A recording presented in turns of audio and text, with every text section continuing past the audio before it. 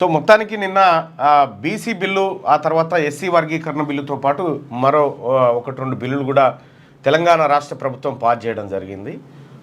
మీ అందరికీ తెలుసు ఎస్సీ వర్గీకరణకు ఎలాంటి ఇబ్బంది ఆటంకం ఏముండదు. ఎందుకంటే క్లియర్గా దాన్ని వాళ్ళ జనాభా పెరుగుదలకు అనుగుణంగా రిజర్వేషన్లు పెంచుకోవచ్చు అని చెప్పి రాజ్యాంగంలోనే రాసింది.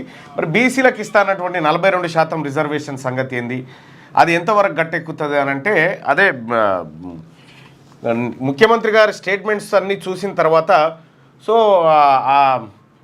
మేము ప్రయత్నం చేస్తాం, లేకపోతే మేము అదే నిన్న గుంజీలు తీయమంటే చెప్తే కదా ఆ కార్యక్రమం లాగా అనిపించింది. మరి 42% రిజర్వేషన్ అవుతుందా అమలు సాధ్యమేనా అంటే నాకైతే డౌటే ఉంది అది. ఎందుకంటే ఇవి అక్కడ కేంద్రానికి పోతే కేంద్ర ప్రభుత్వం ఇతర రాష్ట్రాలు ఇవి ఉన్నాయని చెప్తారు, ఆల్రెడీ బీహార్ది కొట్టేసిరు. సో ఇక్కడ కనీసము ఈ సర్వే ద్వారా ఏం ఆశపడ్డామంటే ఏ ఊర్లో ఎంతమంది ఏ కులం వాళ్ళు ఉన్నారో లెక్క బయటకు వస్తుందంటే ఆ లెక్క కూడా బయట పెట్టలే రాష్ట్ర ప్రభుత్వం. లెక్కలన్నీ టేబుల్ మీద పెట్టి ఏం పెట్టలే, అంత ఉత్తదే. కేవలం బీసీలు ఎంత, ఓసీలు ఎంత, ముస్లింలు ఎంత, ఎస్సీ ఎంత, ఎస్టీ ఎంత. ఇక ఇది క్యాస్ట్ సెన్సస్ అని చెప్తా ఉన్నారు. క్యాస్ట్ సెన్సస్ అంటే క్యాస్ట్ల వారిగా లెక్క పెట్టి చెప్పాలి కదా. అది చెప్పకుండా ప్రజల్ని మభ్యపెడతామంటే ఎంతకాలం మభ్యపెట్టగలుగుతాం?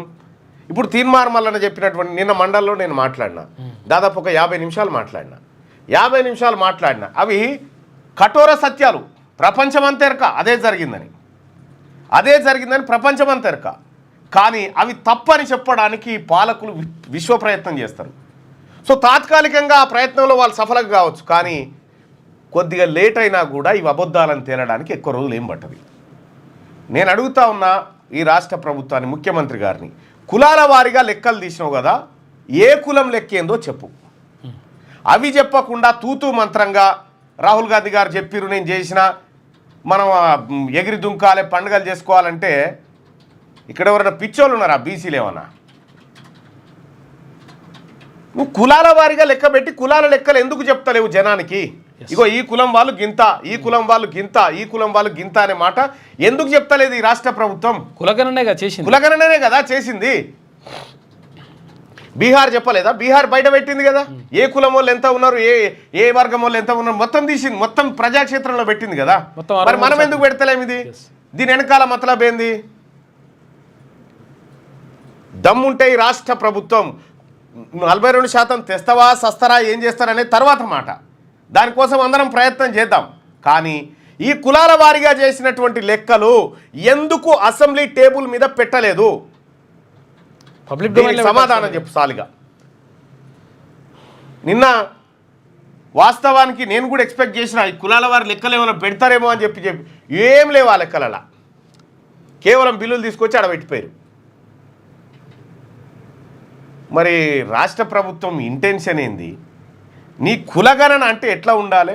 ఈ తెలంగాణ రాష్ట్రంలో ఉన్నటువంటి అన్ని కులాలను లెక్కబెట్టి ఆ లెక్కబెట్టిన దాన్ని సరిచూసుకొని ఆ తర్వాత వెబ్సైట్లో పెట్టి ఇగో ఈ గ్రామంలో ఈ కులం వాళ్ళు ఇంతమంది ఉన్నారు, ఈ కులం వాళ్ళు ఇంతమంది ఉన్నారు, ఈ కులం వాళ్ళు ఇంతమంది ఉన్నారని పబ్లిక్ డొమైన్లో పెట్టాలి. పబ్లిక్ డొమైన్లో ఎందుకు పెట్టాలంటే పబ్లిక్ పైసలతో ఖర్చు పెట్టి చేసినటువంటి సర్వే కాబట్టి పబ్లిక్ డొమైన్లో పెట్టాలి. అది పెట్టకుండా మీరు ఎంత బీసీల మీద యాక్టింగ్ చేసినా కూడా అది ఫలించదు. ఇవాళ ముఖ్యమంత్రి గారు మీరు అబ్జర్వ్ చేసిరా, బీసీ బిల్లు ఎస్ ఈ రాష్ట్ర ప్రభుత్వానికి రాహుల్ గాంధీ గారి ఒత్తిడి ఉండొచ్చు, ఓ బిల్లు అయితే పెట్టిరు. కానీ ఆ బిల్లు ఎంత పారదర్శకంగా ఉంది. ఇవాళ 19వ తారీఖు కదా, 19వ తారీఖు 3వ నెల నేను ఛాలెంజ్ చేస్తా ఉన్నా, ముఖ్యమంత్రి గారు మీరు అది బిల్లు 42% పాస్ చేసుకొచ్చి విద్యా ఉద్యోగ రాజకీయ రంగాల్లో ఇగో పాస్ చేసుకొచ్చినా అని చూపెట్టండి సార్, చూద్దాం, చూపెట్టండి. ఎందుకు మభ్య పెట్టడం జనాన్ని? ఎక్కువ రోజులు బతకం, నిజాయితీగా నీతిగా ప్రజలకు ఏం కావాలో చెప్పాలి. అది చెప్పకుండా ఇవాళ నువ్వు మా జనాభా లెక్కలనే అందరినీ కలిపి 3,50,00,000 మంది ఉన్నారని చెప్పి లెక్కలు పెట్టి ఆడ బారేసిపోతే మీ లెక్కలు తప్పని మీ పత్రాల ఆధారంగానే నిరూపిస్తే దానికి సమాధానం ఉండదు. కులాల వారిగా లెక్కలు ఎప్పుడు బయట పెడతారు? ఇది కావాలి. ఆ 42% భారతీయ జనతా పార్టీ ప్రభుత్వం దగ్గర పోయి కొట్లాడదాం, కానీ సైమల్టేనియస్గా ఇది కూడా బయట పెట్టండి. బయట పెట్టాలి, లేకపోతే ఈ సర్వేకి అర్థమే లేదు. ఇక ఎందుకు తెలియవద్దా ప్రజలకు? వాళ్ళ బలం ఏంది, వాళ్ళ బలహీనత ఏంది అనేది ప్రజలకు తెలియవద్దా? వాళ్ళు ఎక్కడెక్కడ ఏమున్నారు, ఏం కథ అని తెలియవద్దా? ఒకవేళ ఈ లెక్కలు బయట పెడితే ఏం జరుగుతుందంటే, ఈ బీసీల లెక్కలు కనుక బయట పెడితే, సపోజ్ తెలంగాణ రాష్ట్రంలో 119 నియోజకవర్గాలు ఉన్నాయి. 119లో ఎస్సీ ఎస్టీ రిజర్వ్ 80 చిల్లర మిగులుతాయి. ఈ 80 నియోజకవర్గాల్లో ఒక్క నియోజకవర్గంలో కూడా ఇప్పుడున్నటువంటి రెడ్లు గెలవడానికి అవకాశం ఉన్న నియోజకవర్గం ఏదీ లేదు. ఓట్లు బీసీలు అయిన తర్వాత మీరెట్లా నిలబడతారని చెప్పి బీసీల నుంచి క్వశ్చన్ వస్తుంది కదా. ఆ క్వశ్చన్ రావద్దంటే ఇలా లెక్క తెలియవద్దు అన్నట్టు. ఇది వీళ్ళ కుట్ర. ఇక ముఖ్యమంత్రి గారు మాట్లాడుతుంటే నవ్వుతూ ఉన్నాడు. ముఖ్యమంత్రి గారు నవ్వు వస్తుంది మీ చూస్తూ ఉంటే, మీ ప్రయత్నం చూస్తూ ఉంటే. మీరు ఆ తప్పులను కప్పిపుచ్చుకోవడానికి అటు కేంద్రానికి రాంగ్ ఏది తప్పుడు లెక్కలను నిజం లెక్కలను నమ్మించడానికి మీరు చేస్తున్నటువంటి ప్రయత్నాలు ఏవైతే ఉన్నాయో అవి తాత్కాలికంగా నీ చుట్టూన్నటువంటి 5-6 బీసీలతో సప్పట్లు కొట్టిస్తుండొచ్చు. కానీ అవి బయటపడ్డ రోజు వీళ్ళందరితో పాటు నువ్వు కూడా తలదించుకోవాల్సిన పరిస్థితి వస్తుంది. సహజంగానే మీ మీద మాకేం ఎక్స్పెక్టేషన్స్ లేవు. ఎందుకంటే మీ చరిత్రలో మొత్తం మీరు మీ వర్గాల ప్రయోజనాల కోసం మీరు చేసిన అది తప్పు కాదు. నీ వర్గ ప్రయోజనం కోసం నువ్వు పోరాటం చేసుకున్నావు. నీ వర్గ ప్రయోజనం కోసం నువ్వు లెక్కలు తీసి నీ వర్గాల లెక్కలు పైకి చూపెట్టి మా వర్గాల లెక్కలు దాచిపెట్టి ఇది చేసినావు. నేను ఒక్క మాట అడుగుతా ఉన్నా ఈ రాష్ట్ర ప్రభుత్వాన్ని, ముఖ్యమంత్రి గారు, తెలంగాణ రాష్ట్రంలో బీసీలకు రిజర్వేషన్ పెంచాలంటే కమిషన్ వేయాలి, డెడికేట్ కమిషన్ వేయాలి, లెక్కలు తీయాలి. లెక్కలు తీసిన తర్వాత వాటిని క్రోడీకరించి ఎవరెంత అనేది ఒక బిల్లు తయారు చేసి తాచిపం. అయ్యా, ఈ ఈడబ్ల్యూఎస్ కోట 10% రిజర్వేషన్ ఎట్లిచ్చిరు? ఏ లెక్కల ప్రకారం ఇచ్చిరు? ఏడ జనాభా లెక్కలు చేసిరు? వాళ్ళవి ఏ కమిషన్ వేసిరు?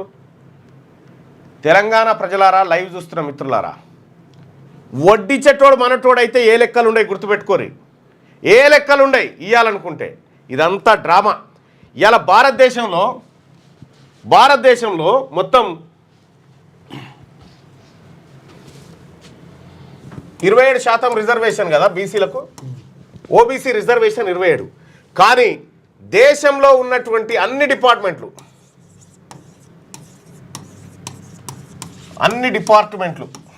సెంట్రల్ గవర్నమెంట్, ఇందులో ఎంతమంది ఓబీసీ ఎంప్లాయీస్ ఉన్నారు? ఎవరికైనా 21% ఉన్నారు.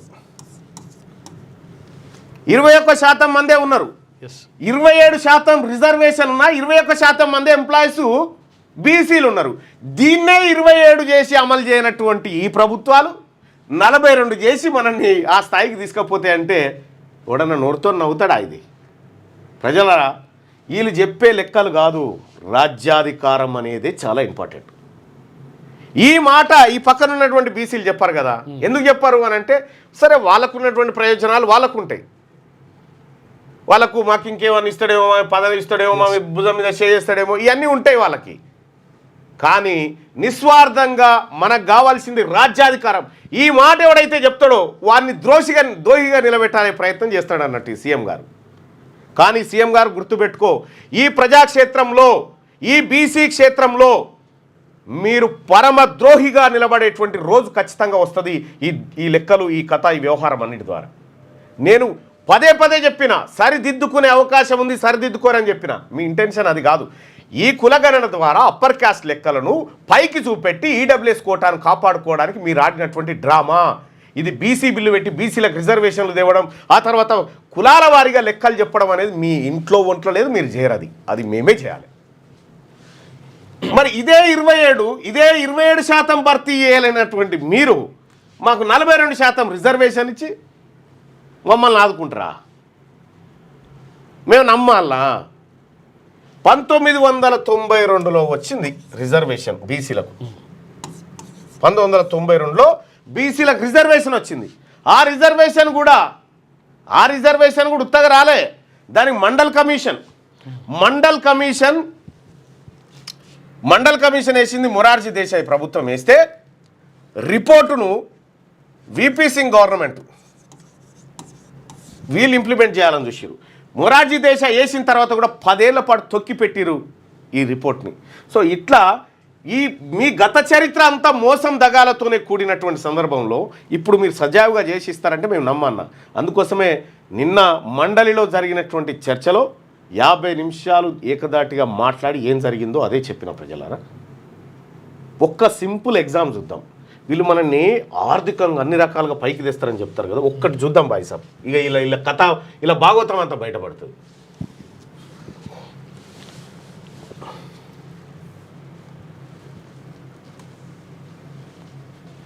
ఇగో ఇది గత 10 సంవత్సరాల కాలంలో కేంద్ర ప్రభుత్వం బీసీలను విద్యా మరియు ఆర్థిక రంగాలలో చేయూతనిచ్చి వారిని ఉన్నత స్థితికి తేవటానికి బీసీల కోసం వివిధ రూపాలలో కేటాయించిన బడ్జెట్ ఈ కింది విధంగా ఉన్నాయి. బీసీల కోసం కేంద్ర ప్రభుత్వం ఎంత భారీ స్థాయిలో ఖర్చు పెట్టి ఎంత పైకి తేవడానికి ప్రయత్నించిందంటే ఇందులో ఎడ్యుకేషన్ ఎంపవర్మెంట్లో pre matric scholarships, top class school education support, college education, IIT IIM support, construction of hostels for BC and boys and girls, scholarships for higher education for young achievers scheme కింద, ఆ తర్వాత overseas studies, ఆ తర్వాత national fellowship కింద ఇవి education పరంగా మన బీసీలను పైకి తేవడానికి. ఎకనామిక్ ఎంపవర్మెంట్ చూస్తే venture capital fund, PM Daksh for backward classes, national backward classes finance and development corporation. ఇగో ఈ అన్ని స్కీమ్ల కింద బీసీలకి ఇంతకి ఈ 10 ఏళ్ళలో ఎంత ఇచ్చిందో ఒకసారి చూద్దాం.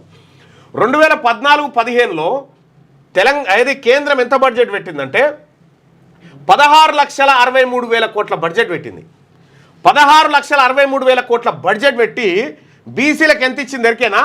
16,63,000 కోట్ల బడ్జెట్లో 54 కోట్లు బీసీలకు ఇచ్చింది. 54 కోట్లు. ఇక్కడ 2015-16 తీసుకుంటే 17,90,000 బడ్జెట్ పెట్టిరు. 17,90,000 కోట్ల బడ్జెట్ పెట్టిరు. పెట్టి 1,085 కోట్లు బీసీలకు ఇచ్చారు. 2016-17లో 19,75,000 కోట్ల రూపాయల బడ్జెట్ పెట్టి 1,212 కోట్ల రూపాయలు బీసీలకు ఇచ్చారు. ఇక్కడ 2017-18లో 21,42,000 కోట్ల బడ్జెట్ పెట్టి 1,233 కోట్లు బీసీలకు ఇచ్చి. ఇక్కడ లక్షల కోట్లు గుర్తుపెట్టుకో, చూడు లక్షల కోట్లు, ఇది లక్షల కోట్లు ఉట్టిగా, ఇది వందలు ఇవి సాధారణ లక్షల కోట్లు. ఇక్కడ ఇట్లా చూసుకుంటూ వస్తే మొత్తం ఈ 2014 నుంచి 2024 వరకు భారతదేశంలో పెట్టినటువంటి బడ్జెట్ 286 లక్షల కోట్లు. 286 లక్షల కోట్ల రూపాయల బడ్జెట్ పెడితే బీసీలకు ఇచ్చింది 15,000 కోట్లు. చూసుకో, ఇగో వీళ్ళు మనల్ని పైకి తెచ్చే కార్యక్రమం. ఇది పర్సంటేజ్లో పోలుద్దామంటే కూడా అంతలేదు. అది ఈ లక్షల కోట్ల ఈ మన బీసీల బతుకులు మార్చడానికి భారత ప్రభుత్వం పెట్టినటువంటి లెక్కలు ఇవి. సేమ్ రాష్ట్రం లెక్కలు ఇంతకంటే దరిద్రం ఉంటాయి, ఇంతకంటే దరిద్రం ఉంటాయి. ఇక్కడ మన బీసీలకు పైసలు ఇవ్వమంటేనేమో 15,000 కోట్లు ఇచ్చిర్రు. 10 ఏళ్ళల్లో బీసీల చదువుల కోసం, బీసీల స్కాలర్షిప్ల కోసం కేంద్ర ప్రభుత్వం 15,855 కోట్లు ఇచ్చింది. ఇక ఇది ఇట్టు పెడితే ఒకసారి ఇది క్లోజ్ చేయాలి. ఒక్క నిమిషం. ఇగో నిన్న ఈనాడు దినపత్రికలో ఒక వార్త ఉంది చూడు. లోన్ రైట్ ఆఫ్ 10 ఏళ్లలో 16.35 లక్షల కోట్లు రైట్ ఆఫ్. ఆ ఏడాదే అత్యధికం.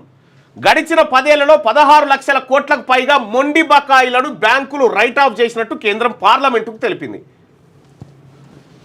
గడిచిన 10 ఏళ్లలో 16.35 లక్షల కోట్ల మొండి బకాయిలను బ్యాంకులు రైట్ ఆఫ్ చేసినట్టు కేంద్రం పార్లమెంటుకు వెల్లడించింది. 2018-19 ఆర్థిక సంవత్సరంలో అత్యధికంగా 2,36,265 కోట్లు సాంకేతికంగా రద్దు చేసినట్టు కేంద్ర ఆర్థిక శాఖ మంత్రి నిర్మలా సీతారామన్ వెల్లడించారు. ఇట్లా ఈ బ్యాంకుల దగ్గర రుణాలు తీసుకున్న బడా కంపెనీలు ఉంటాయి కదా, అంబానీలు, అదానీలు, తర్వాత విజయమాల్యాలు, నీరవ్ మోడీ ఇల్లు ఉన్నారు కదా, వీళ్ళందరికీ 16,35,000 కోట్ల రూపాయలు మాఫీ చేసినాయి కేంద్ర ప్రభుత్వం. ఈ దొంగలకు, ఈ పెద్ద కార్పొరేట్ దొంగలకు 16,35,000 కోట్లు మాఫీ చేసిన కేంద్ర ప్రభుత్వం ఈ 10 ఏళ్లలో బీసీల కోసం చేసినటువంటిది 15,000 కోట్లు, 15,855 కోట్లు. ఇప్పుడు చెప్పుర్రిగా ఎవరిదయా? అందుకే ఈ పంచకాడ బీసీ ఒకడు ఉంటే ఇది ఉల్టా కాకపో. బ్యాంకులో మనకు బీసీలకు అప్పులు ఇవ్వండి, బ్యాంకులు ఇయ్యాయి. మార్టిగేజ్ చేస్తావా, ఏం చేస్తావు, ఏం వాళ్ళకు మాత్రం అప్పరంగా అప్పులు ఇస్తే 1,000 కోట్ల రూపాయలు, 16 లక్షల కోట్ల 16 లక్షల కోట్లు బ్యాంకుల దగ్గర తీసుకొని ఎగ్గొడితే వాళ్ళకు బదులు కేంద్ర ప్రభుత్వం కట్టింది. కేంద్ర ప్రభుత్వం ఎట్లా కట్టింది? ఈ బీసీల మెజారిటీ ప్రజల నడ్డి ఇరుసుకొచ్చి పన్నులు తీసుకొచ్చి వాళ్ళకి కట్టింది. ఎవరు జాతుండిడా? ఈ లెక్కలు నిన్న నేను మాట్లాడితే, ఈ లెక్కలన్నీ తీసి మాట్లాడితే ఇక చాలామందికి ఇబ్బంది జరుగుతుంది. జరిగినా పర్వాలేదు బైసాబ్. 78 సంవత్సరాలుగా ఈ రాష్ట్రంలో, ఈ దేశంలో బీసీలకు జరుగుతున్నటువంటి అన్యాయం కళ్ళ ముంగట కనిపిస్తూ ఉంటే నేను మాట్లాడకుండా నా ప్రయోజనాల కోసమో ఇంకో దానికోసమో నేను పదవిలోకి రాలే. నేను పదవిలోకి వచ్చింది ఈ రాష్ట్ర ప్రయోజనాల కోసం వచ్చిన, ఈ రాష్ట్రంలో ఉన్నటువంటి పేదల ప్రయోజనాల కోసం వచ్చిన. ఈ లెక్కలు చెప్పకూడదు ఇప్పుడు వాళ్ళకు. ఎందుకంటే మేము ఉన్నదే మ్యాప్ చేసుకుంటాను. మీకు మా చదువులు సార్ అంటే 15,000 కోట్ల ఈ దేశంలో ఉన్నటువంటి 80 కోట్ల మంది జనాభా, 80-90 కోట్ల మంది జనాభాకు 15,000. ఇక్కడ లక్షల కోట్లు. ఇక్కడ ఆడ కేవలం 3.5 లక్షల కోట్లు, 15 మంది అప్పులు. అవి 15 మంది అప్పులు 3.5 లక్షల కోట్లు మాఫ్ చేసిరా. ఇగో ఇది సత్యం, ఇదే నిజం. ఇది మాట్లాడితే కొద్దిగా ఇబ్బందికరం అనిపిస్తూ ఉంటాయి చాలామందికి. అనిపించిన ఐ డోంట్ కేర్ బాయ్సాబ్. వాస్తవం అయితే గిదే జరిగింది. గిది cess VAT don't pay taxes అని చెప్పినట్టు ఆ రోజు వస్తుంది ఖచ్చితంగా. ఆ రోజు ఖచ్చితంగా వస్తుంది. ఆ రోజు వచ్చినప్పుడు చూసుకుందాం. దయచేసి మార్నింగ్ న్యూస్ చూస్తున్నటువంటి మిత్రులారా, ఇది మనం చూసి ఊరుకుంటే సరిపోదు. ఈ సత్యాన్ని 10 మందికి చెప్పండి, షేర్ చేయండి, ఏం జరిగిందో చెప్పండి. మనం చూసి సప్పట్లు కొట్టడానికి కాదు. ఇక రెండో విషయం, సునీత విలియమ్స్ గారు భూమి మీదకి విచ్చేసినారు. ఆమె క్రూ దిగింది. ఉదయం 3:27 వచ్చింది. మిగతా క్రూతో పాటు ఆమె కూడా వచ్చేసింది దాంట్లోంచి. మొత్తానికి 9 నెలల ఆవేదన ఏదైతే ఉందో ఆ ఆవేదన నుంచి ఆమె దిగ్విజయంగా అది కరెక్ట్ పెట్టుకోరానా?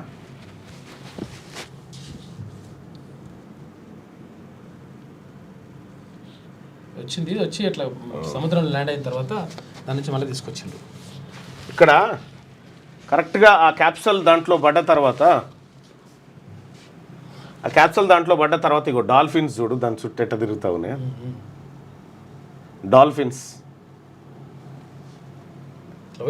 దీంట్లోకి తీసుకొచ్చి దీంట్లో వాళ్ళని బయటకు తీసి ఆ తర్వాత పంపించేసిరు వాళ్ళని.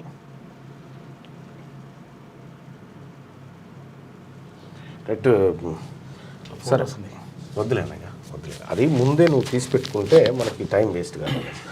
లేటెస్ట్ న్యూస్ తెలుగు మరియు ఇంగ్లీష్ అప్డేట్స్ కోసం ఇప్పుడే క్యూన్యూస్ అఫీషియల్ యాప్ని ప్లే స్టోర్ నుండి డౌన్లోడ్ చేసుకోండి. సరికొత్త సమాచారాల కోసం క్యూన్యూస్ వెబ్సైట్ని ఫాలో అవ్వండి. ఛానల్లో ప్రాంతీయ, జాతీయ, అంతర్జాతీయ వార్తలు వీక్షించండి. లైక్ చేయండి.